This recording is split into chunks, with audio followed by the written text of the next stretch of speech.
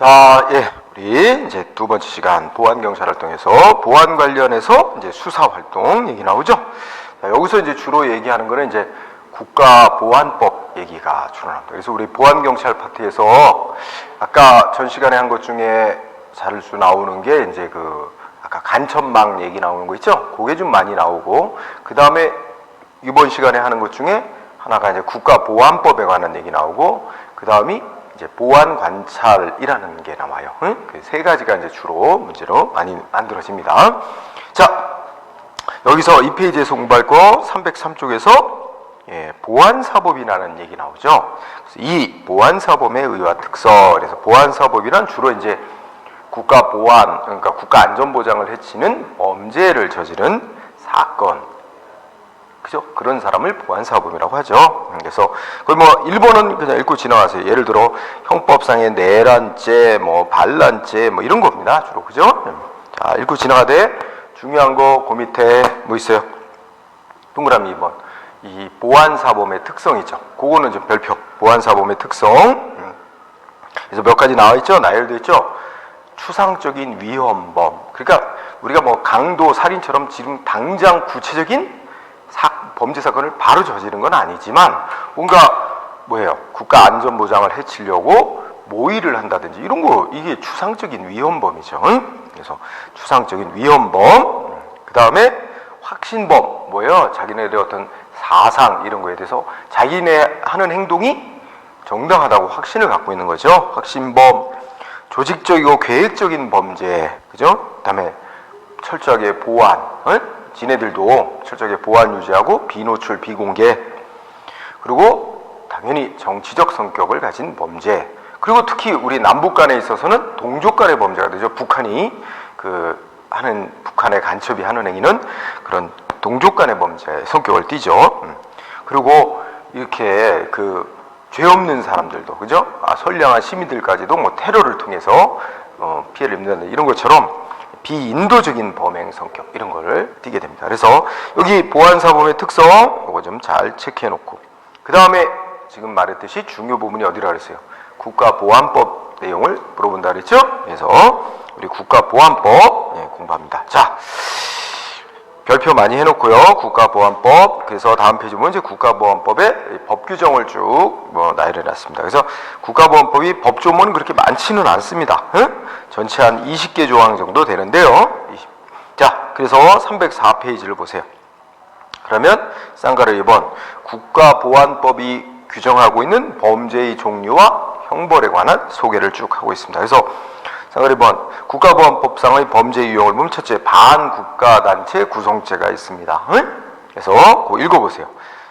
법 자체에서 반국가단체란 정부를 참칭하거나, 지네가 정부라고 칭한다는 듯이 정부를 참칭하거나 국가를 변란할 것을 목적으로 하는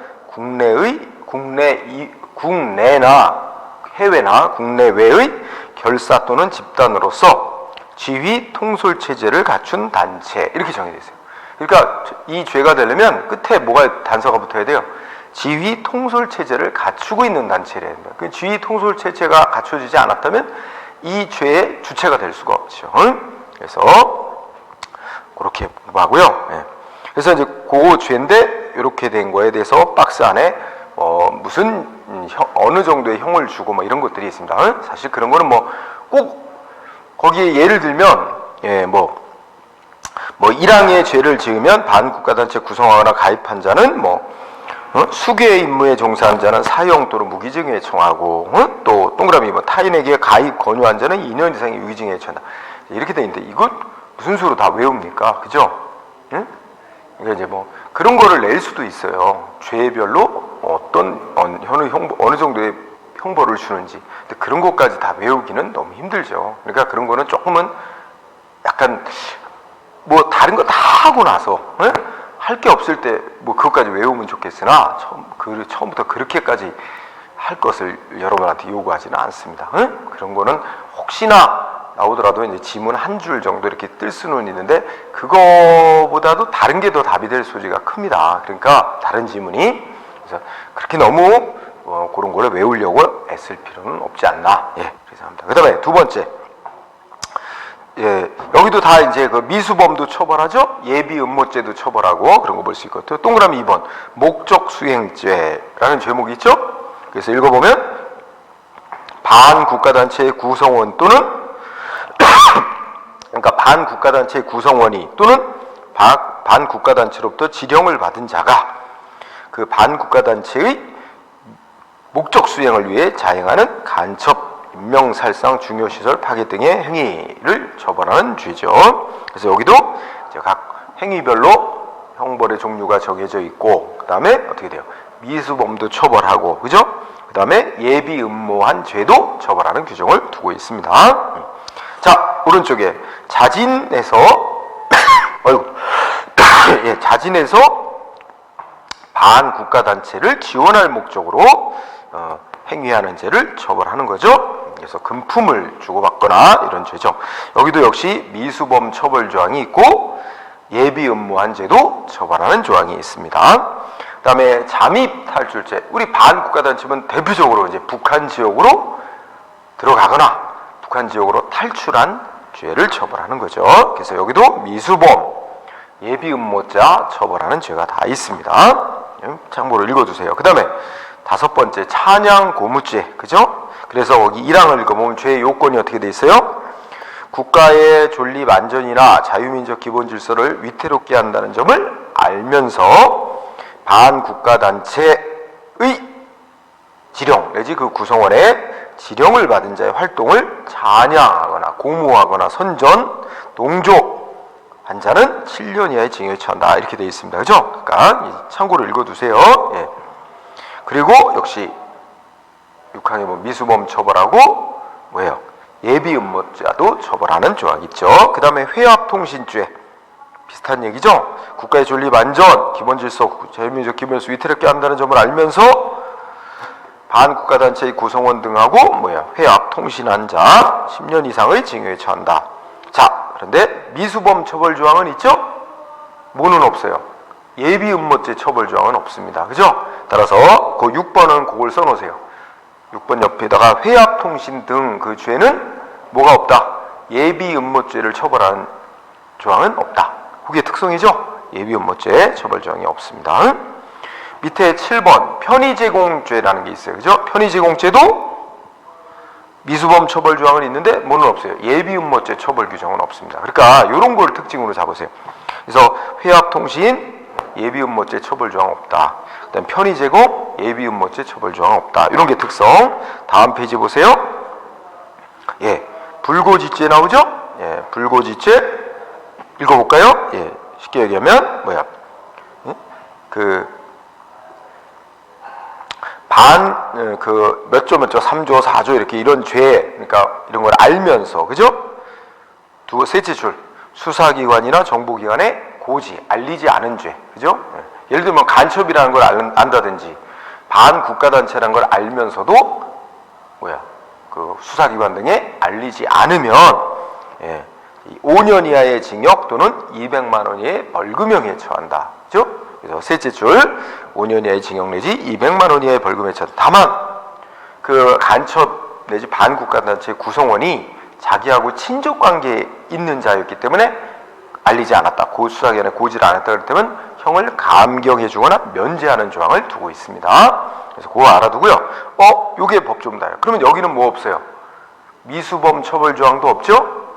여기 사실 미수범이라는 게 성립되기가 어렵죠. 자, 미수범 처벌 조항 없고 예비 음모죄 처벌 조항도 없습니다. 성격상. 그 다음에 특수직무유기죄도 마찬가지고 미수범 예비 음모 처벌 조항이 없고 무고날조죄. 그래서 읽어볼까요? 타인으로 하여금 형사처분을 받게 할 목적으로 국가보안법이 정한 죄에 대해서 무고하거나 무고라는 게 이제 그 수사기관에 거짓으로 이제 고발 고소하는 거죠. 무고하거나 위증하거나 증거를 날조 인멸 은닉한 자는 각 조항에서 정한 형에 따라 처벌한다. 이렇게 돼 있죠.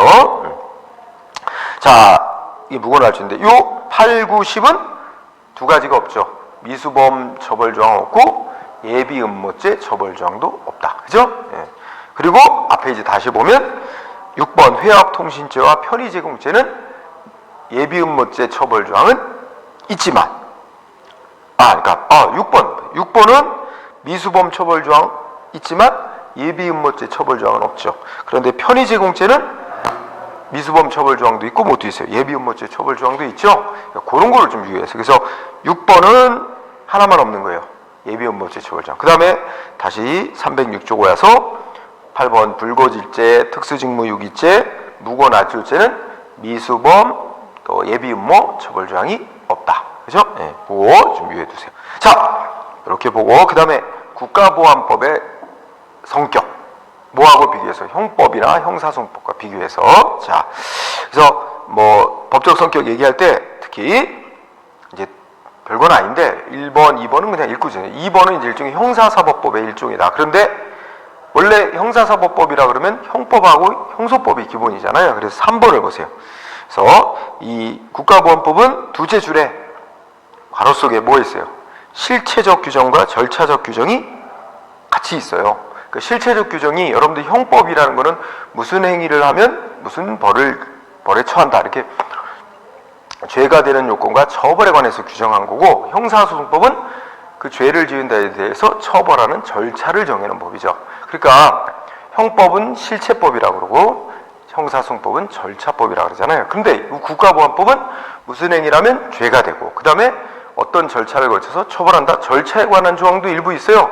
그래서 두 가지 성격이 다 있단 말이에요. 그거 밑줄 쳐주세요. 3항에 실체적 규정과 절차적 규정이 혼재한다.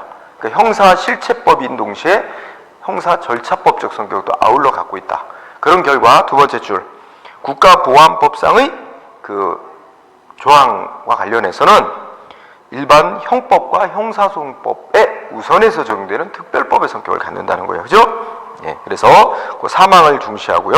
그 다음에 4항도 하나 또 중시해야 돼요. 자, 4항에 보면 우리나라 남북교류 협력에 관한 법률이라고 만들어져 있어요.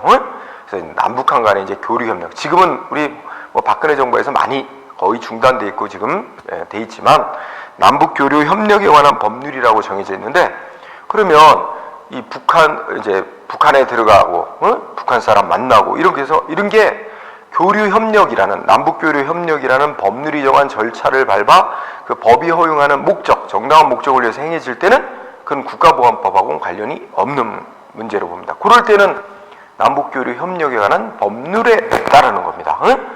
네, 그래서 정당한 절차와 목적으로 남북한 간의 교류협력하는 문제에 대해서는 국가보안법이 적용 안 되고 남북교류협력에 관한 법률이 적용되는 거야.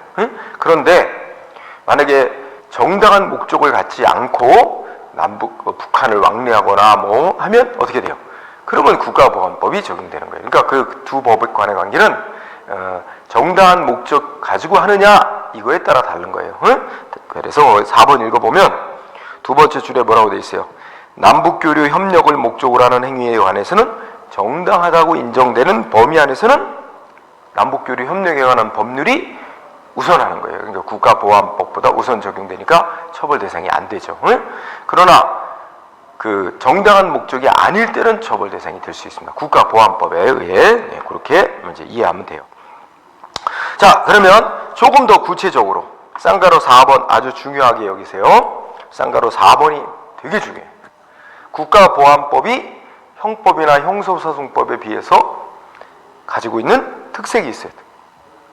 그래서 자, 1번 형법과 다르게 형법에서는 이제 고의범을 처벌하는 거예요. 자기가 범죄 행위를 한다는 걸 알면서도 인식하면서도 하는 자를 처벌하고, 과실로 알지 못하고 범죄 행동을 한 자는 처벌한다는 규정이 있을 때만 처벌하죠. 그러니까 형법에 따르면 고의범 처벌을 원칙으로 하되 과실범도 처벌할 수 있습니다. 규정이 있으면. 그런데 자, 1번 뭐예요? 우리 형법에서는 알면서 하는 자 있죠? 저 고의범만 처벌하는 규정들을 두고 있어요. 따라서 고의범만 처벌한다. 두 번째, 우리 쭉 봤듯이 형법과 다르게 예비음모죄를 굉장히 예비음모한 행위도 처벌하는 규정을 되게 많이 두고 있죠? 일부 죄는 아니지만 예비음모죄를 처벌하는 그 규정을 많이 두고 있다는 거. 그래서 예비음모죄 처벌 안 하는 거 불고지죄, 특수직무유기죄, 무고나주죄 하나 더 있죠. 앞부분에 뭐예요? 회합통신죄, 그죠? 예, 회합통신도 그 예비 음모를 처벌하지 않습니다. 그래서 그것도 알아두고요, 그죠? 예. 그 다음에 불고지죄라는 걸 처벌한다는 거 알고 있었어요, 그죠? 예, 그 다음 그것도 특성. 그 다음에 4번 형법에서는 종범, 그죠? 종범은 이제 정범에 비해서 처벌을 약하게 하는데, 그리고 이제 범죄 행위하라고 시킨 자를 교사범이라고 그러죠. 그래서 형법에서는 종범이나 교사범은 정범보다는 좀 약하게 처벌하도록 하고 있는데, 형법은 그런데 국가보안법은 교사범이나 종범도 정범에 준해서 정범과 같이 처벌하는, 같은 정도로 처벌하는 조항을 뒀다는 거예요. 그게 이제 특색이죠. 그래서 형법상 종범이나 교사범에 해당하는 행위도 정범으로 처벌하는 게 특색이다. 그 다음에 5항 그 문장 그대로 보세요. 국가보안법 위반한 범죄에 대해서 징역형 선고할 때는 모두 같이 할 수 있어요. 그 징역형의 장기 이하의 자격정지를 그러니까 징역형 선고할 때는 자격정지형도 병과할 수 있게끔 돼 있다는 거. 그 다음에 6번 국가보안법에 간단히 공부하면 국가보안법의 범죄를 저질러서 형을 선고받은 자가 셋째 줄 5년이 지나기 전에 또 국가보안법상의 범죄를 또 저질러 재범을 하면 넷째 줄 사형에 시키도록 돼 있어요. 일률적으로 사형. 이렇게 법이 정하고 있어요. 다만 요렇게 법은 정하고 있는데 헌법재판소가 그거를 모든 재범했다 그래서 모든 국가보안법 위반 재범자에 대해서 다 일률적으로 사용하도록 하는 것은 문제가 좀 있다 해가지고 결정이 그 밑에 읽어보면 헌재 결정 읽어보되 맨 마지막 줄에 어때요? 적어도 이 헌재 결정에만 찬양 고무하는 죄와 같은 좀 경미한 상대적으로 좀 경한 죄에 대해서까지 재범했다고 일률적으로 사용을 하는 것은 뭐예요? 과잉이다. 그래가지고 고구에는 적용할 수 없다는 취지의 결정을 내렸죠. 그래서 밑줄 쳐주세요. 찬양 고무죄에 대해서는 재범자라도 사형을 선고할 수 없도록 해놨습니다. 자, 그 다음에 7항을 보면 몰수, 추징, 압수물, 특별처분 조항이 있습니다. 그래서 읽어보면 국가보안법상의 범죄자가 범죄의 대가, 범행의 보수를 받았을 때는 필요적으로 반드시 몰수하도록 돼 있고, 몰수가 불가능하다면 그 액수에 상당한 돈을 징수토록 했고 추징토록 했고, 이제 기소를 안 하기로 불기소 처분 내지 공소 보류했을 때도 압수물을 폐기하거나 국고로 기속시키도록 그렇게 규정을 뒀다는 거. 이런 거 특색 7번 알아두고요. 그죠? 그 다음에 어떻게 됐어요? 8번 국가보안법 범죄자가 다른 범인을 고발했다든지 또는 타인의 범행을 방해했다든지 또는 좌수를 했다든지 이럴 때는 어떻게 돼요? 그 필수적으로 이건 필요적으로 형을 감경하거나 면제하도록 했어요. 그러니까 이거는 해줄 수 있다가 아니고 감경이나 면제해줄 수 있다는 거 반드시 감경, 면제하도록 돼 있다는 거예요. 필수적으로. 그 다음에 9항도 보세요. 자, 우리 검사나 경찰로부터 국가보안법상의 범죄에 대한 참고인으로 소환받은 자가, 자, 밑줄 쳐주세요. 정당한 이유 없이 몇 회? 2회. 이런 거 동그라미 잘 치르고. 정당한 이유 없이 2회 이상 참고인 소환에 불응할 때는 어떻게 할 수 있어요? 영장받아 강제로 구인할 수 있게 돼 있습니다. 그거 주의해 두고요. 그 다음에 10번 국가보안법상의 범죄자는 구속기간을 즉 수사에 필요하다고 해서 구속기간을 연장할 수 있습니다. 원래 이제 구속영장 받으면 그 원칙적인 구속기간이 10일이에요. 10일인데 검사는 2차례 연장할 수 있고 경찰은 1차례 더 연장할 수 있도록 돼 있어요. 그 수사에 좀 더 기간이 필요하다 인정하면 판사에게 신청하면 연장해 줄 수 있게 돼 있어요. 그래서 두 번째 줄에 뭐라고 돼 있어요? 경찰은 즉 사법경찰, 경찰이 구속시킬 수 있는 기간은 1차례 더 연장할 수 있어요. 그러니까 원래 10일인데 한 번 더 연장하니까 20일 1차례 연장. 그 다음에 검사는 2차례 연장할 수 있어요. 그러니까 원래 10일인데 10일 한 번 연장 또 10일 한 번 연장. 그러니까 총 30일. 따라서 마지막 결론 경찰은 최장 20일간 구속수사 가능하고 검찰은 최장 30일간 구속수사 가능. 따라서 국가보안사범에 대해서는 국가보안법 위반 사범에 대해서는 검찰, 경찰 합쳐서 도합 50일간 구속수사가 가능해진다는 얘기죠. 그거 잘 숫자 이런 거 유의해 두고요. 예. 하지만 또 헌법재판소가 어떤 결정 내렸어요? 다음 주 위로 보세요. 보면 그 특수직무유기죄라든지 제목만 잘 보세요. 특수직무유기죄와 무고날조죄, 찬양고무죄, 불고지죄 같은 데는 어떻게 돼요? 이 아까 말한 구속기간 연장토록 한 조항 그대로 적용하는 건 타당하지 않다. 이렇게 해서 구속기간 연장 불가 결정을 내렸습니다. 그거 첫째 줄만 잘 비추세요. 그 다음에 11번 항목 공소, 보류, 거기도 횟수 이런 거 잘 유의해둬야 돼요. 자, 거기 읽어보면 문장의 주어가 누굽니까?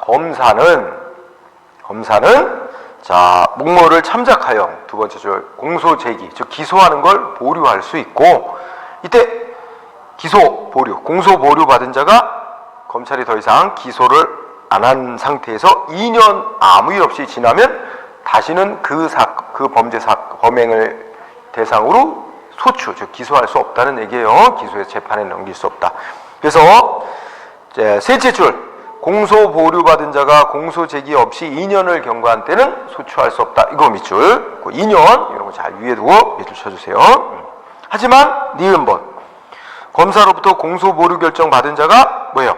법무부 장관이 정한 규칙에 위반하는 일을 했을 때는 공소 보류 결정을 취소할 수 있고 취소되면 동일한 범죄 사실로 다시 재차 구속할 수 있다. 2년 지나기 전에 이렇게 규칙 위반하면 니은번도 중요합니다. 그리고 이 공소 보류 이제 기소 안 하게 공소 보류하는 기간은 국가보안법상의 범죄 유형마다 다 똑같다는 얘기죠. 차이가 없다. 공소시효 차이. 그래서 그 기억 니은 티귿 요거 잘 체크해두기 바랍니다. 자, 그래서 국가보안법 보안경찰 파트에서 잘 나오는 영역, 국가보안법 영역 잘 해둘 필요가 있고 그 다음에 또 하나 꼭 잘 해둬야 되는 게 보안관찰처분이라는 겁니다. 간단히 얘기하면 우리 아까 보안사범 있잖아요. 국가보안법 위반 사범 이런 사람들 이제 체포돼서 기소돼가지고 형 선고 받았어요. 그렇지만 이 형 살고 나오는데 얘네들 나오면 또 재범의 우려가 크다. 이럴 때는 어떻게 돼요? 말하자면 그 심사해가지고 결정을 해서 이게 말하자면 계속 감시 대상자로 이제 지정을 하는 걸 보안관찰이라고 이해하면 돼요. 그래서 읽어보세요. 보안관찰이란 장래의 재범 위험성을 예방하고 그 범죄자 치료 재사회화를 위한 개선과 사회방위를 주목적으로 행해지는 형벌은 아닌 일종의 제재입니다. 형벌이 아니라 형벌 이외의 일종의 형사적 제재다. 읽고 지나가고요.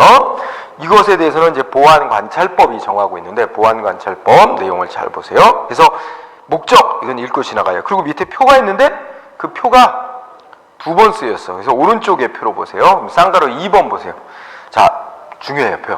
보안관찰 처분을 결정 내려줄 수 있는, 즉 그러니까 어떤 자를 보안관찰 처분 대상이 되는 범죄 외워야 됩니다.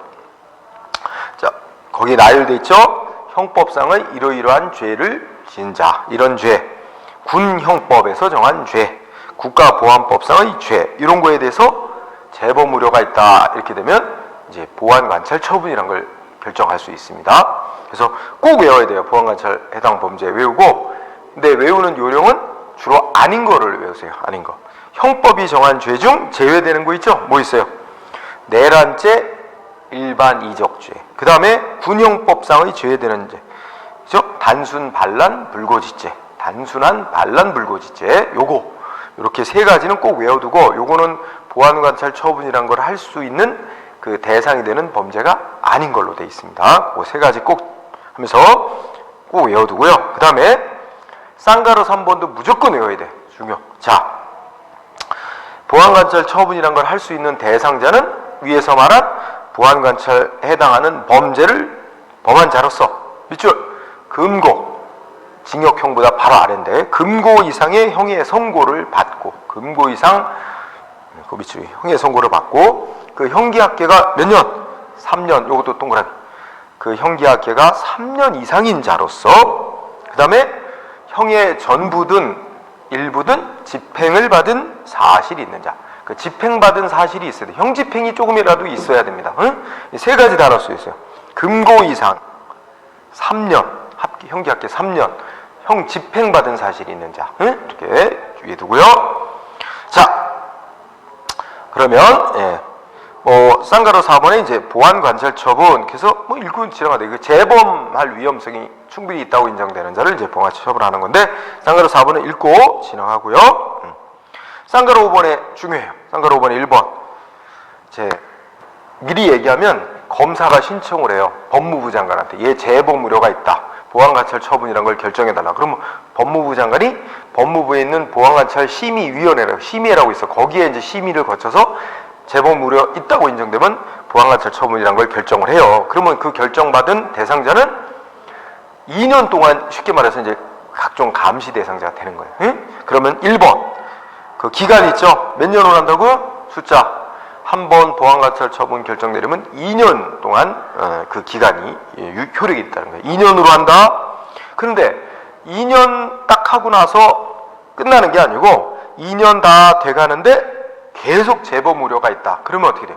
계속 갱신, 즉 연장할 수 있습니다. 검사가 또 신청해. 그래서 똑같은 절차를 거쳐서 갱신 결정을 내리면 끝없이 이제 연장되는 거예요. 그래서 동그라미 2번. 법무부 장관은 검사가 청구를 해오면 보안관찰 처분 심의위원회 의결을 거쳐 기간을 갱신할 수 있다. 그죠? 그다음에 갱신해주면 또 2년. 근데 총 합계 몇 년까지 갱신할 수 있는지는 제한이 없어요. 그러니까 평생 갱신 계속해가지고 감시 대상자로 할 수 있습니다. 네. 그래서 1항, 2항 요거 중시. 예. 그 다음에 쌍가로 6번 보세요. 그 절차가 나오는데 우선 동그라미 1번 대상자 신고. 1번 중요해요. 대상자는 아직은 보안관찰 처분을 결정받은 자는 아니고 위에서 말하는 그 보안관찰 처분 받게 될 대상이 되는 자죠. 아직 결정은 안 나왔지만 그 대상이 되는 자는 교도소에서 출소하기 전에 미리 신고를 해야 돼요. 그래서 대상자는 아직 보안관찰 처분 결정이 내려진 자가 아니라 그 내려질 예정이 돼 있는 대상자죠. 그 대상자는 기억번 출소하기 전에 교도소 안에서 신고를 해야 됩니다. 그래서 밑줄 대상자는 출소하기 전 교도소 내에서 신고해야 합니다. 그래서 뭘 신고해야 돼요? 응? 네. 다음 페이지 첫째 줄 보세요. 자기가 출소하면 거주할 예정지 관할하는 경찰서장에게 일정한 사항을 신고해야 됩니다. 응? 자기가 이제 거기 가서 거주할 예정이다라고 등등 몇 가지 사항을 거주 예정지 관할 경찰서장에 신고해야 된다. 그죠? 출소하기 전부터. 그 다음에 출소를 하고 난 뒤에도 출소했다는 사실을 또 관할 경찰서장에 신고해야 됩니다. 그래서 출소 후 신고 밑줄. 출소 후에 뭐 해야 돼? 7일 안에. 출소 후 7일 안에 관할 경찰서장에게 또 출소했다는 사실을 신고해야 되고, 그 다음에 출소하고 난 뒤에도 뭔가 거주지가 바뀐다든지, 그죠? 네. 신고한 사항에 변동이 있을 때는 역시 7일 이내 역시 관할 경찰서에 신고해야 되고, 그죠? 만약에 신고하지 않은 자, 이 신고하도록 의무가 되는데 신고하지 않은 자는 관할 경찰서장이 지체 없이 검사에게 보고, 그래서 검사가 너 왜 신고 안 하냐? 신고하라고 유도했는데 불응하면 어떻게 돼? 보안관찰법 위반으로 이제 입건해서 또 기소, 이렇게 하게 돼요. 그 법이 정한 처벌을 하게 되겠죠. 자, 여기까지는 지금 보안관찰 결정이 난 자가 아니라 이제 그 대상이 될 예정자가 이제 신고를 하게 돼 있는 거죠. 자, 아까 미리 말했듯이 동그라미 2번. 얘 재범의 우려가 있으니까 보안관찰 처분이란 걸 결정해달라. 이거는 검사가 청구하는 겁니다. 그래서 자, 제목 기억번 보안관찰 처분의 청구는 검사가 합니다. 경찰이 하는 게 아니고 검사가 청구. 응? 예. 그러면 예. 어디로 갈까요? 예. 5항 가보. 자, 넘어가기 전에 예, 동그라미 5항 보세요. 5항은 제목이 뭐예요? 면제. 보안관찰 처분 대상이 될 자지만 면제해 주는 경우가 있습니다. 그래서 면제 사유를 잘 공부해야 돼요. 기억 니은을 잘 공부해요. 기억번 법무부 장관은 보안관찰 처분을 받게 될 대상자 중에서 세 가지 요건이 충족된 자에게는 보안관찰 처분을 결정 내려주지 않을 수 있다. 즉 면제해 줄 수 있는데 세 가지 요건 꼭 알고 있어야 돼요. 첫째, 준법 정신, 주거와 생업, 그 다음에 세 번째, 신원 보증. 예? 즉 두 대통령령으로 정하는 2명 이상의 신원 보증이 있어야 됩니다. 꼭 외우세요. 그래서 뭐 기억, 니은 이렇게 했는데 주로 기억이 포인트입니다. 그 세 가지 면제 사유 꼭 알아두고요. 자, 오른쪽으로 가세요. 오른쪽으로 가면 7번을 보세요. 7번. 결정은 누가 내려? 아까 이 사람 재범 우려 있으니까 보안관찰 처분 해달라. 검사가 법무부 장관에게 신청한다 그랬죠? 그럼 법무부 장관이 결정 내리는 거예요. 다만 절차상 누구 심의를 거쳐야 돼? 보안관찰 처분 심의위원회. 그래서 기억번 결정은 법무부 장관이 하되 보안관찰 처분 심의위원회의 결정, 의결을 거쳐서 보안관찰 처분 심의위원회 의결을 거쳐 법무부 장관이 한다. 이때 법무부 장관은 법무부 안에 있는 보안관찰 처분 심의위원회 결정과 다른 결정을 할 수 없고, 그죠?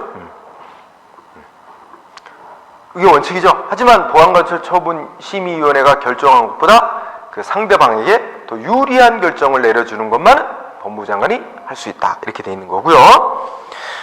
그 다음에 그 밑에 보안관찰 처분 심의위원회. 이번에 또 시험 나왔지만 뭐 이상한 위원회도 물어보고 하잖아요. 자, 법무부에 있는, 자, 1번 보안관찰 처분 심의위원회 법무부에 만들어놨죠. 자, 2번 구성은 어떻게 돼요? 위원장 1명과 6명의 위원으로 구성.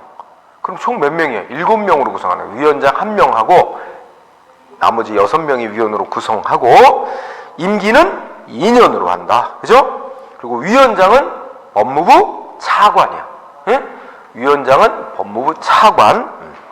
그 다음에 그 일정한 자격 요건 되는 자로 임명하되 두 번째 끝에 과반수는 변호사 자격 있는 자로 임명을 해야 된다. 그죠? 위원은 법무부 장관이 제청해서 대통령이 임명 내지 위촉한다. 그래서 1, 2항에다 중요하게 얘기를 두고요. 4번은 그 위원회의 결정은 어떻게 해요? 네, 위원장을 포함한 제적위원 과반수 출석에다가 출석한 위원 과반수 찬성으로 의결. 이거 다 알아둬야 되겠습니다. 자, 그 다음엔 7번 가보세요. 그러면 이런 보안관찰 처분 심의위원회의 의결을 거쳐 법무부 장관이 결정을 했다. 그러면 결정 내린 건 집행은 누가 하냐? 검사가 합니다. 검사가 경찰을 지휘해서 합니다. 그래서 집행은 동그라미 1번 검사가 집행권자로서 지휘합니다. 그래서 검사가 이제 경찰을 지휘하는 거죠. 검사가 하고요. 동그라미 2번 매우 중요합니다. 자, 검사는 피보안관찰자, 그러니까 이 보안관찰 처분 결정받은 자입니다. 피보안관찰자가 도주 내지 한 달 이상 소재 불명, 그러면 집행 중지 결정 내릴 수 있고, 그러면 거꾸로 생각해보세요. 이 보안관찰 처분 집행 중지 결정 내릴 수 있는 자 누구예요? 검사예요. 경찰이 아니고 검사고, 요건은 어느 때 집행 중지 결정 내려? 도주 또는 한 달 이상 소재 불명할 때 꼭 알아두고요. 그래서 2항입니다. 그 다음에 8번 가면 보안관찰 처분의 내용 그랬죠. 그러니까 이제 그 대상자에 대해서 검사가 청구해서 법무부 장관이 그 자를 보안관찰 처분 대상자로 보안관찰 처분자로 이제 결정을 내렸어요. 그러면 그 사람을 뭐라 그래? 피보안관찰자라 그러죠. 피보안관찰 처분자 받은 자는 자기가 이제 보안관찰 처분 받았다는 거 이거 신고해야 됩니다. 그래서 피보안관찰자는 어떤 신고를 해야 돼요? 첫째, 그때 보안관찰 처분 결정받았다는 걸 통지, 즉 고지받은 날부터 7일 안에 거주지 파출소장 거쳐 관할 서장에게 일정한 사항 신고해야 됩니다. 응? 다 7일 내에 신고죠. 그리고 일단 그러니까 보안관찰 처분 받았다는 사실을 관할 서장한테, 거주지 관할 서장한테 파출소장 거쳐서, 지구대장이나 파출소장 거쳐서 신고를 해야 되죠. 그리고 정기적으로 보세요. 여기 312페이지 뭐예요? 매 3개월마다 신고해야 됩니다. 누구 만났는지, 어디 갔다 왔는지, 그죠? 첫째 줄 끝에 정기신고, 매 3개월이 되는 달의 말일까지, 그러니까 3개월마다, 뭐 해야 돼? 3개월 동안 누구 만났는지, 어디 갔었는지, 이런 거를 신고해야 돼, 정기적으로. 그 다음에 변동사항이 있으면, 신고한 사항에 변동사항이 있으면 또 수시 신고해야 됩니다. 그래서 변동사항 생기면 7일 이내 관할 서장에게 역시 신고해야 된다, 이렇게 되어 있습니다. 다만, 그리고 수시 신고의 두 번째 보세요. 보안관찰 처분 받은 자가 주거지를 옮기거나 해외여행 내지는 10일 이상 주거지를 이탈하여 여행하고자 할 때는 미리 역시 관할서장에게 신고는 해야 됩니다. 자, 근데 그 옆에 보세요. 이런 조항을 보면 뭐라 할 수 있어요? 이게 보안관찰 처분이 어디 여행도 못 가게 하는 거예요? 그건 아니죠. 여행 같은 거 갈 수 있어요. 거주지 이탈해서. 다만 사전에 신고를 하라고 하는 거죠. 그러므로 그 밑에 백설표 보세요. 보안관찰 처분은 뭘 제한해요? 여행의 자유를 제한하는 주거 제한적인 요소는 있어도 금지는 아니라고, 못하게 금지하는 건 아닙니다. 가택 보호, 가택 연금하는 거 아니에요. 그 위에 두고요. 자, 그 다음에 것들은 뭐냐면 이제 보안관찰 처분, 재범 위험 있는 자, 감시 대상자로 해서 감시도 하면서 한편으로는 사회에 복귀하도록 이렇게 이제 보호도 하고 지도도 하고 이런 활동이 포함된 거예요. 그래서 여러분 읽어보세요. 지도, 그죠? 뭐 이렇게 누구 만나고 누구를 만나지 말고 이런 거 얘기해주고 그런 거 지도. 그 다음에 또 3번 보호, 그 다음에 4번 응급구호, 이런 거를 할 수 있죠. 그 다음에 6항 관찰 및 동태보고, 이런 거 할 수 있죠. 경찰이 할 수 있는 일. 단 여기서 하나, 여러분들 동그라미 3번에 보호 있죠. 보호의 기억과 니은은 간단히 볼까요? 기억의 보호에 검사하고 경찰은 어떻게 할 수 있어? 적절한 보호 조치라서 주거, 취업 알선, 직업 훈련 기회 제공, 환경 개선, 기타 사회복귀를 위한 원조, 이런 거 할 수 있죠. 그런데 니은번을 보면 이제 교도소에서 출소한 자인데 자기 살던 가족한테로 가려고 그랬더니 가족이 안 받아줘. 그러면 가서 살 집이 없잖아. 이럴 때는 법무부 장관이 뭐 할 수 있어요? 임시로 머무를 수 있는 거소를 제공할 수 있어요. 근데 거소 제공은 경찰이 하는 게 아니야. 누가 해? 법무부 장관이. 그래서 문장 주어 니은번에 누구는 법무부 장관은, 그죠? 거소를 제공할 수 있다. 이건 경찰이 하는 게 아니에요. 법무부 장관이 하게 돼 있는 거니까 그거는 좀 주의해 두세요. 그 다음에 자, 우리 보안관찰 처분의 313조 행정소송 얘기를 봅니다. 자, 행정소송은 보안관찰 처분을 받았다든지 이런 자가 왜 내가 재범의 우려가 있다고 왜 인정했고 나를 계속 이렇게 감시 대상자로 하는 보안관찰 처분 결정했느냐, 승복 못하겠다 그러면 소송을 할 수 있어. 행정소송할 수 있어. 그래서 동그라미 1번을 중시해.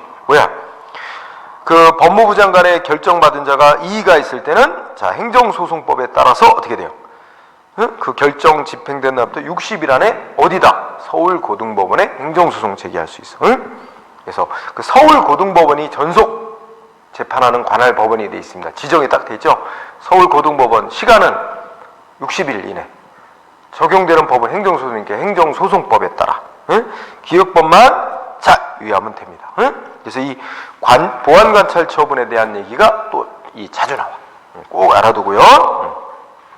그 다음이 이제 남북한 교류 협력에 관한 법률. 아까 잠깐 얘기 있었죠? 남북교류 협력에 관한 법률이 있어요. 목적은 읽어보고 용어 정의도 특별한 건 없습니다. 특별한 건 없는데요. 그 용어 정의 같은 거 읽을 때 반출 반입 이런 거 한번 읽어보세요. 반출 반입의 괄호 속에 단순히 이제 삼국을 경유하는 물품 등의 이동도 포함한단 말이에요. 남북한 간에 직접, 남한과 북한 간에 직접 물품 이동하고 이런 것만이 아니고 삼국을 통해서 남북한 간에 물건 왔다 갔다 하는 것도 포함하는 게 여기에 반출 반입의 개념 속에 포함한다. 그 다음에 협력사업이라는 게 남북한 간의 주민들이 협력해서 하는 사업인데 거기도 괄호 속에 그 주민의 범위 속에는 개인들만이 아니라 회사 같은 법인 단체도 포함하는 거고요. 예. 자, 그런 거에 유의하면서 읽으면 될 겁니다. 그 외에 넘어가세요. 그죠? 그 다음에 예. 그 사망을 보세요. 아까도 잠깐 나왔지만 남북한 간의 이런 정당한 교류협력을 목적으로 하는 그런 행위에 대해서는 다른 법보다 남북교류협력에 관한 법률이 우선 적용된다는 거죠. 정당한 교류협력 이런 목적으로 남북한 간에 하는 행위는 국가보안법 적용을 안 한다는 얘기입니다. 자, 그 다음에 남북한 간의 교류협력을 촉진하기 위해서 뭐 했어요? 남북교류협력 추진협의회라는 게 있는데 이건 통일부에 있습니다. 그래서 통일부에다 두고 어떻게 돼요? 위원장은 통일부 장관입니다. 통일부의 위원장이 통일부 장관이다. 자, 5항은 조금 유의해 볼까요? 1번 남한의 주민이 북한 방문하거나 북한의 주민이 남북한 간의 주민이 서로 왕래 방문하려면 뭐 해야 돼요? 두 번째 줄 통일부 장관의 방문 승인을 받아야 돼요. 밑줄 예. 남북한 간의 주민이 방문하면 통일부 장관의 승인을 받아야 된다. 그 다음에 그게 제일 중요하죠. 예. 그 다음에 뭐 승인했다가도 취소할 수 있고요. 예. 그 다음에 5항을 중시하세요. 1항 했죠. 예. 예. 자, 5항을 중시하면 제외 국민, 그러니까 우리나라 국민인데 해외 살고 있는 사람 있죠. 제외 국민 또는 어떻게 돼요? 그러니까 끝으로 가보세요. 제외 국민이 외국에서 북한을 들어가려고 해요. 제외 국민이 외국에서 북한 들어가려면 어떻게 하면 돼요? 그 해외 교포가 살고 있는 그 나라에 우리나라 대사관이 있을 거 아니야. 그 외교 공관장에게 신고하면 돼요. 응? 그래서 제외 국민이 외국에서 북한을 왕래하고자 할 때는 통일부 장관에게 신고를 하든지 그 외교 공관장, 제외 공관장에게 신고하면 됩니다. 응? 승인을 받아야 되는 건 아니고 신고만 하면 되게 돼 있습니다. 그거만 유의하고요. 그 다음에 남북한 주민 접촉 1번 보세요. 남북한 주민이 회합하거나 만나거나 통신하거나 접촉하려면 사전에 통일부 장관에게 즉 7일 전까지 신고해야 된다. 요거 두 줄 밑줄. 다만 예외도 있습니다. 동그라미 2번 부득이한 사항에 해당할 때는 일단 접촉 만나고 난 후에 7일 안에 신고해도 되는 경우가 있습니다. 예외 사유가 있어요. 그래서 그것도 같이 읽어보기 바랍니다. 자, 뭐 그런 정도 하고요. 그 다음에 예, 넘어가세요. 자, 9번을 한번 볼까요? 남북한 간에는 서로 우리 남한 북한은 서로 독립된 국가로 인정을 안 하죠. 그러니까 남북한 간의 거래는 국가 간의 거래로 보지 않고 민족 내부 간의 거래로 본다 하는 규정이 있습니다. 그거 읽어두고요. 예. 그 다음에 뭐 넘어가도 될 것 같아요. 쭉 넘어가세요. 그 다음에 15번 한번 보세요. 아래쪽에 310편 맨 아래쪽에 북한 주민으로 간주해 준단 말이에요. 그래서 이 법을 적용할 때 북한의 노선에 따라 활동하는 해외 단체, 북한 노선에 따라 활동하는 해외 단체의 구성원은 북한 주민으로 간주한다 이 뜻입니다. 15번 그죠? 그 다음에 여러분들 16번 국가보안법과의 관계 문제는 아까 얘기했죠. 이런 논리요. 이 법의 정한 바에 따라 정당한 절차, 뭐 통일부 장관의 승인 받는 절차 다 거치고 정당하게 남북 교류협력 목적으로 북한에 왕래하고 하면 국가보안법을 적용하지는 않는다는 거죠. 그죠? 다만 이제 그러면 이런 건 어떨까요? 법이 정한 남북 교류협력에 관한 법률이 정한 승인 같은 거 절차는 안 거치고 북한에 갔는데 어떻게 했어요? 이 교류협력 목적, 정당한 목적을 위해서만 활동했다. 그러면 또 국가보안법은 적용 안 합니다. 남북 교류협력에 관한 법률에 따라서 절차 안 거친 거에 대해서 처벌하는 조항만 적용되면 돼요. 그러나 또 이런 경우가 있죠. 이 남북 교류협력에 관한 법률이 정한 절차에 다 거치고 통일부 장관의 승인 받고 북한 왕래하고 다 했어. 그런데 가서 엉뚱한 짓거리를 해. 교류협력이 아닌 정당치 못한 뭐 북한 찬양 고무하고 뭐 간첩질하고 이러면 어떻게 돼요? 그때는 정당한 목적이 아니면 국가보안법에 따라서 처벌이 될 수 있다는 거예요. 네, 그런 이치니까 한번 읽어두기 바랍니다. 그래서 거기 동그라미 317쪽 보면 중간에 동그라미 1, 2, 3, 4 이렇게 있는데 그 참고로 읽어보시면 무슨 말인지 지금 말한 거 알 수 있을 겁니다. 그 다음에 우리 이제 또 하나 법 있어요. 응? 마지막으로 공부할 거. 우리 북한에서 넘어오는 사람을 우리 탈북자라고 많이 그러죠. 정식 법률 명칭은 탈북자가 아니고 옛날에는 뭐 새터미라고도 하고 막 그랬었잖아요. 근데 법률이 쓰는 정확한 명칭은 북한 이탈 주민입니다. 그래서 법이 있어요. 북한 이탈 주민의 보호 및 정착에 관한 법률이라고 만들어져 있어요. 자, 이 법의 내용을 보면 그 용어 정의 보세요. 예. 예. 용어 정의는 꼭 체크하고, 북한 이탈 주민이란 이런 사람, 그죠? 근데 북한 이탈 주민 속에 두 번째 줄에 뭐 있어요? 예, 그 북한을 이탈한 후 외국 국적을 얻으면 안 됩니다. 이 법의 보호 정착에 관한 법률 적용받으려면 그 여기서 말하는 북한 이탈 주민에 해당하려면 외국 국적을 취득하지 않았어야 됩니다. 예. 그 다음에 보정도 보고 뒤로 가세요. 예.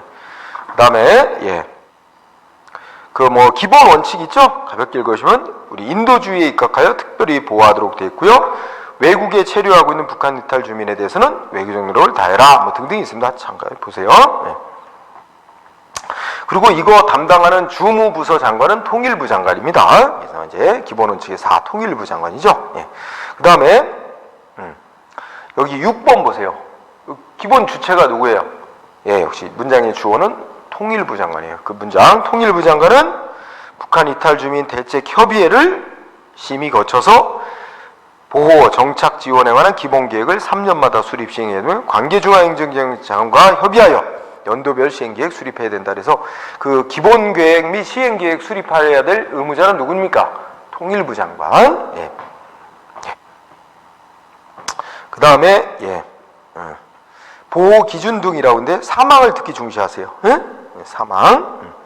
자, 사망을 보면 보호해야 될 북한 이탈 주민 있죠? 대상자. 보호 대상자를 정착 지원 시설에서 보호하는 기간은 정착 지원 시설이라는 게 쉽게 얘기하면 이제 일단 남한 사회에 정착을 하기 위해서 남한에 관한 여러 가지 기본적인 걸 교육시키는 그 기관이죠. 우리 국정원이 운영하는 하나원 이런 데가 있습니다. 그래서 거기 밑줄 쳐서 보호 대상자를 정착 지원 시설에서 보호하는 기간은 1년 이내로 하고, 거기에서 정착 지원 시설에서 뭔가 교육받고 이제 내보냅니다. 내보내면 어디 이제 전세를 얻거나 해가지고 살 거 아니에요, 정착지. 거기서 이제 보호 지원하는 건 5년으로 한다고 됐죠. 다만 단축 연장이 가능하긴 합니다. 원칙적인 기간이 5년입니다. 보호기간. 그거 숫자 꼭 외워두고요. 자, 8번. 둘째 줄에 통일부에 북한 이탈 주민 대책협의회라는 걸 둔다. 그래서 위원장 1명 포함한 25명 이내로 구성하고 위원장은 차관이 된다. 이것도 알아두고. 그 다음에 보호 신청 등 항목 봐요. 거기 9번에 1항 보세요. 북한을 이탈한 주민으로서 이 법에 따라 보호받으려는 자는 해외로 탈출했다면 제외 공간에게, 아니면 국내에 들어왔다면 그 밖에 행정기관 장에게 직접 보호해달라고 신청할 수 있다. 다만 본인이 직접 보호 신청을 하기 곤란한 경우에는 본인이 직접 안 할 수도 있다는 얘기입니다. 이런 얘기가 있죠. 자, 이때 동그라미 2번 보호 신청을 받은 제외 공관장은, 해외에서 탈북한 자 보호 신청을 받은 제외 공관장은 지체 없이 누구한테 통보해야 돼요? 통일부 장관하고 국정원장에게 통보해야 됩니다. 둘째 줄에 통일부 장관과 국정원장에 통보해야 된다. 이렇게 돼 있죠. 그 다음에 보호 결정. 이 북한 이탈 주민인데 보호 대상자냐 아니냐, 이거 결정은 누가 합니까? 통일부 장관이 합니다. 보호 결정 등 동그라미 1번 문장의 주어 및 주제. 통일부 장관은 위에서 말하는 통보를 받으면 심의를 거쳐 보호 여부를 결정합니다. 이거 국정원장이 결정하는 것도 아니고 통일부 장관이 결정하죠. 자, 그 다음에 보호 결정 기준 했는데 11번 항목 보세요. 웬만하면 이제 그 심사 후 이제 보호 대상자로 결정해주죠. 보호 지원 및. 하지만 박스에 해당하는 자는 이 법에 따른 보호 대상자로 결정 안 해줍니다. 어떤 자들이에요? 항공인 납치, 마약 거래, 테러, 집단 살해 등 국제 범죄자, 살인 등 중대한 비정치적 범죄자, 살인 등 중대한 비정치적 범죄자, 위장 탈출 혐의자, 그죠? 그 다음에 북한을 탈출해서 다른 나라에서 이미 10년 이상 생활 근거지를 두고 있는 자, 국내 입국 후 1년이 지나서야 보호 신청을 한 사람, 그죠? 그 밖에 부적당한 자, 이렇게 돼서 요거 외워두세요. 보호 대상자에서 제외시킬 수 있는 자, 그거 좀 체크해두세요. 예. 그러면 나머지 얘기는 이제 우리나라 이제 그 보호 대상자로, 북한 이탈 주민 보호 대상자로 통일부 장관이 결정하면 여러 가지 보호 지원해주는 그 제도들 써놓은 겁니다. 그래서 우리 정착 지원해서 교육시켜주고요. 보호해주고, 그죠? 그래서 아까 쌍가루 입원해서 거기 또 나오죠. 응? 그 정착 지원 시설에서 보호 기간은 원칙적으로 1년 이내고, 그 다음에 정착 지원 시설 나온 다음에 거주지에서 이제 보호 지원해주는 기간은 5년 이내로 한다. 원칙 그렇다 그랬죠? 이때 그 동그라미 2번 보세요. 자, 통일부 장관은 보호 중인 대상자의 신변 안전을 국방부 장관하고 경찰청장 등에게 협조 요청할 수 있고, 경찰청장 등은 이에 협조하여야 한다는 뜻이죠. 예. 그 다음에 사회 적응 교육 시켜주죠. 북한에서 딴 학력과 자격 인정해 줄 수 있다고 되어 있고, 직업훈련, 취업보호, 영농 정착 지원, 예. 세제 지원 이런 거 하죠. 예. 거기서도 보면 어떻게 돼요? 2항 보세요. 통일부 장관은 거주지로 전입한 후 최초 취업한 후로부터 2년간 취업 보호를 실시하는 걸 원칙으로 한다. 다만 1년 연장할 수 있다고 되어 있죠. 예, 그런 것도 있고요. 그 다음에 북한에서 군인이었거나 공무원 했던 사람은 이제 남한 넘어왔을 때도 그 특별 임용해서 우리나라의 공무원, 군인으로 특채할 수 있다는 얘기입니다. 그 다음에 남한으로 넘어와서 말하자면 가족관계 등록부 새로 만들고 북한에 있던 배우자와 이혼하고 이렇게 하는 거 다 그대로 인정해주고요. 예, 그런 거 한다는 얘기입니다. 다 각종 정착금 등 지원 이런 거 한다는 얘기입니다. 그 다음에 그 밑에 보면 보호 대상자로 했다가 보호 및 정착 지원을 중지하거나 종료시킬 수 있는 자, 그죠? 거기 범죄를 저질러서 1년 이상의 징역 근거형을 선고받아 확정받은 자, 고의로 국익에 반한 허위 정보 제공자, 사망, 실종 선고 받은 자, 북한으로 되돌아가려고 기도한 자, 이런 자들은 보호 및 지원 대상이 채요. 이거 보호 지원 중지 종료시킬 수 있는 사유 이런 거 좀 체크해 놓으세요. 예. 자, 그 다음에 아까도 나온 거 10번 거주지에서 신변보호 통일부 장관이 국방부 장관이나 경찰청장이 요청하면 협조하도록 돼 있죠. 신변보호. 그래서 거기 322쪽 거기 좀 세부적으로 들어갔는데 신변보호 대상자 등급이 또 있습니다. 가나다급이 있고요. 가나다급 셋으로 나눈다. 가급은 좀 북한에 있을 때 고위직 지냈던 사람들 또는 테러 위험 대상자죠. 그래서 이거는 거기 오른쪽에 방법은 신변보호 담당관을 한 명 이상 지정하고 상시 보호합니다. 그리고 5년 원칙적으로 5년 범위 내에. 그 다음에 나급은 좀 중간 정도죠. 나급은 역시 신변보호 담당관을 한 명 지정하되 직간접적인 다양한 방법으로 보호하고 기간 역시 5년입니다. 그 다음에 다급은 그냥 좀 약한 거죠. 다급은 이제 담당관 한 명이 여러 명의 대상자를 동시에 간접적인 방법으로 보호하는 거고 역시 5년입니다. 예. 그래서 그것 간단히 좀 체크해 놓기 바랍니다. 그러면 그 외에 별로 나올 건 없고요. 자, 323쪽에 북한의 주민 분류 가볍게 읽고 지나가고 북한의 대남 전력 전술 이런 것도 쭉 한번 읽고 지나가세요. 다만 시험의 중요한 부분은 324쪽 북한의 대남 공작 기구 있죠? 그거는 매우 중요해요. 그건 꼭 외워야 됩니다. 북한의 대남 공작 기구. 그래서 이제 통일전선부 225국 그다음에 정찰총국 이렇게 있죠?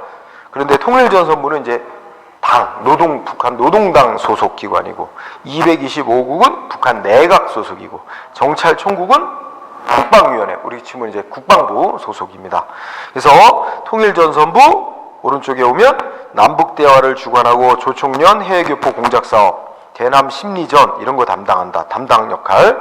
그 다음에 내각 소속으로 있는 225국은 공장업, 교육 및 난파, 남한 내 지하당 구축사업 이런 걸 담당하고, 그 다음에 국방위원회 소속으로 있는 정찰총국은 3개 국으로 나눠지죠. 1국, 2국, 3국. 1국 작전국, 2국 정찰국, 5국 대정보 이렇게 나눠져 있는데 각각 담당하는 역할들이 있어요. 그래서 그 역할들도 연결해서 보도록 합니다. 그래서 북한의 대남 공작 기구 요거 또 알아두는 게 마지막 주요 포인트입니다. 나머지 325나 326쪽까지는 별로 그렇게 핵심은 아닙니다. 그러니까 그냥 한번 읽고 지나가는 정도로 괜찮겠습니다. 자, 이렇게 해서 보안경찰 파트는 2시간에 걸쳐서 우리 공부를 해봤습니다. 보안경찰 파트에서 꼭 중심으로 봐야 될 부분은 앞에 이제 뭐예요? 그 간첩망 얘기 나오는 거. 두 번째 뭐예요? 응? 두 번째 뭐라 그랬어요? 국가보안법. 세 번째가 보안관찰 처분. 그죠? 이게 이제 중심이 되는 거예요. 가장 기본. 응? 그 나머지 것들은 거기 이제 어쩌다 나오는 거고. 자, 그렇게 정리하시면 될 것 같아요. 자, 그러면 마치고 쉬었다가 이제 외사경찰 파트를 또 공부하도록 합시다. 네.